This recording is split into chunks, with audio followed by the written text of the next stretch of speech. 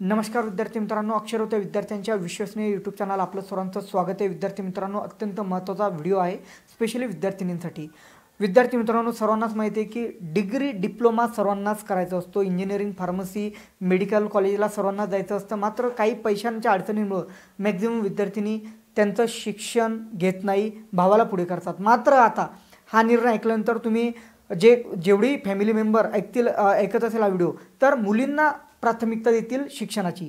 का बरं? तर सर्वात मोठा निर्णय महाराष्ट्र शासनाने घेतलेला आहे आणि त्याचं मी अत्यंत मनापासून स्वागत करतो। सर्व विद्यार्थी या निर्णयाचं स्वागत करतील, शिवाय मुलं सोडले तर मुली या निर्णयाचं निश्चित प्रकारे स्वागत करतील, बिकॉज महाराष्ट्र शासनाने फ्री ऑफ कॉस्ट एज्युकेशन मुलींसाठी केलेलं आहे। आता अजितदादांनी जो पावसाळी अधिवेशन आहे यामध्ये अनाउन्समेंट केली की परीक्षा शुल्क आणि शैक्षणिक शुल्क विद्यार्थिनींचं पूर्णपणे 100% माफ राहील। मात्र तरी विद्यार्थिनींना किंवा विद्यार्थ्यांना नेमकं काय झालं हे कळत नाही की 100% आता जे 1 लाख रुपये आपल्याला इंजिनिअरिंगला द्यावं लागत होते ते नाही लागणार का?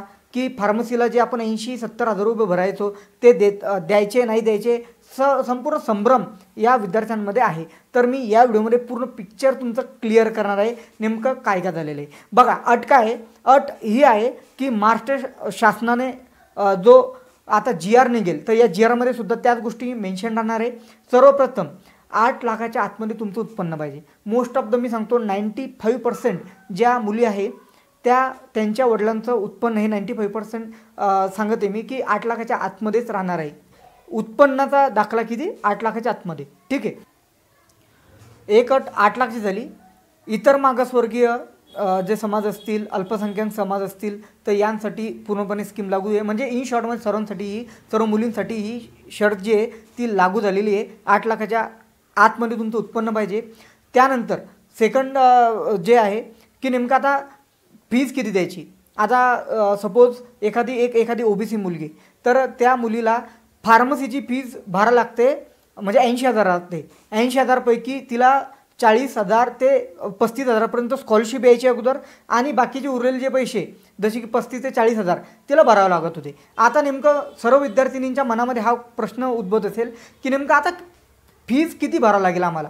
तर विद्यार्थिनी मैत्रिणींनो, फीज बघा, एक बाजूला स्ट्रक्चर बघत असाल तुम्ही फीजचं, हे कॉलेजचं स्ट्रक्चर राहतं। आता मी इथं कॉलेज एक हाईड केलेलं आहे, फक्त फीज स्ट्रक्चर दिलेलं आहे। तर बघा यामध्ये काय दिलेलं आहे? ॲडमिशन रजिस्ट्रेशन फी 10,000 दिलेली आहे, ट्युशन फी जी आहे ती 1 लाख दिलेली आहे, आणि library charges 2,500, institution development charges 5,000।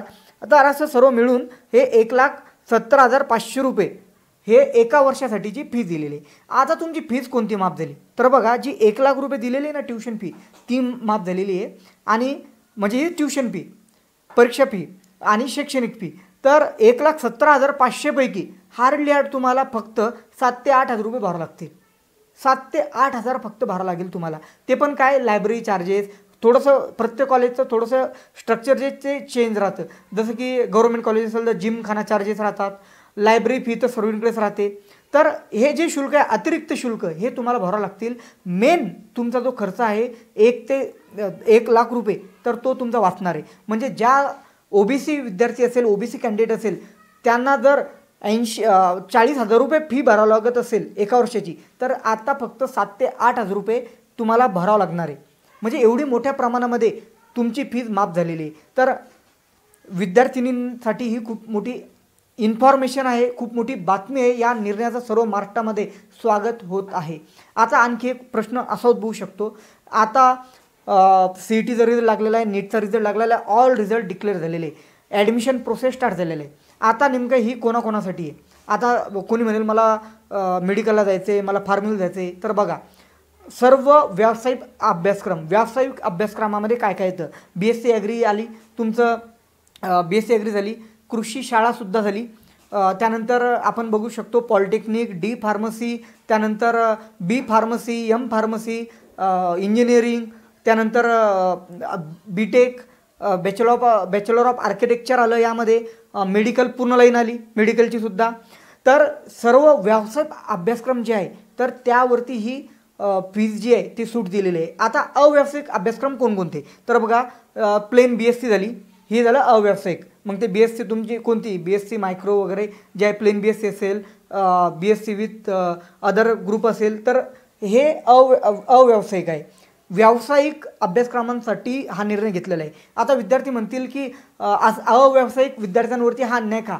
विद्यार्थी मित्रांनो, अव्यावसायिक अभ्यासक्रमाची फीज खूप जास्त नाही आहे, ऑलरेडी कमी ठेवलेली आहे गव्हर्नमेंटनी, त्यामुळे ही व्यावसायिक अभ्यासक्रमासाठी लागू केलेली आहे.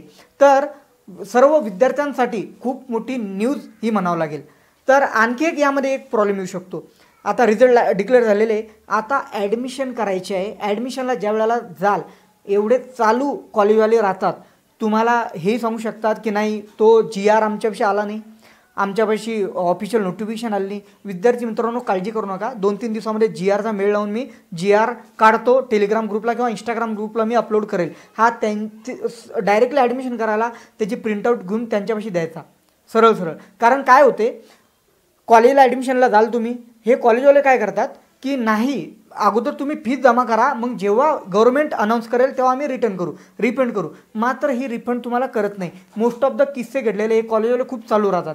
त्यामुळे कॉलेजवाल्यांच्या नांदी न लागता काही दिवस तुम्हाला फॉलो करायचे, नंतर अनफॉलो करून घ्या, काही प्रॉब्लेम नाही. बट आत्ता लगेच तुम्हाला फॉलो करून घ्यायचे, कारण मी पूर्ण तुम्हाला अप टू डेट माहिती या बाबत देणार आहे. GR आल्यानंतर तोही आपण एक्सप्लेन पूर्णपणे करूया.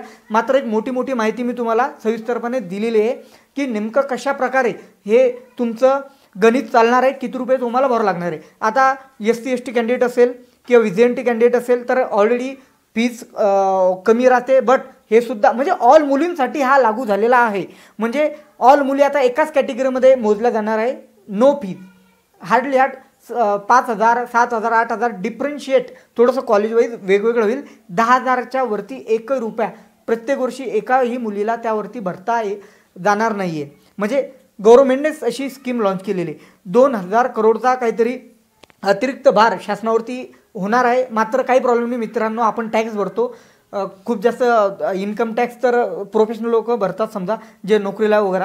बट आपण जे खरेदी करतो त्यावरतून टॅक्स मिळतो, त्या टॅक्समधूनच हे जे शासन अनाउन्समेंट करते आपलेच पैसे, त्यामुळे खूप जास्त उपकारही करत नाही आहे. बट एक चांगला निर्णय घेतला, त्यामुळे खरंच या शासनाचे धन्यवाद. विद्यार्थ्यांसाठी काहीतरी खूप मोठा निर्णय घेतला. मी तर म्हणतो मुलांसाठी सुद्धा फ्री ऑफ कॉस्ट एज्युकेशन पाहिजे. इंडियामध्ये फ्री ऑफ कॉस्ट पूर्ण एज्युकेशन पाहिजे. बघूया काय कधी होते हा निर्णय, हे बघण्यासारखे. तर असा हा महत्त्वपूर्ण व्हिडिओ होता. सर्व ज्या विद्यार्थिनींना शिकण्याची तळमळ आहे, शिकण्याची इच्छा आहे, तर आता जो आर्थिक काय म्हणतो पैसेमध्ये येत होते तो आता मध्ये येणार नाही. पूर्ण ग्रुपवरती हा व्हिडिओ शेअर करा. टोटल मी समजून सांगितलेलं आहे. काही अडचण असेल तर इंस्टाग्रामला मेसेज करू शकता. भेटूया नेक्स्ट व्हिडिओमध्ये. व्हॅल्युएबल व्हिडिओ आहे. सबस्क्राईब केल्याशिवाय चॅनलला जाऊ नका. धन्यवाद.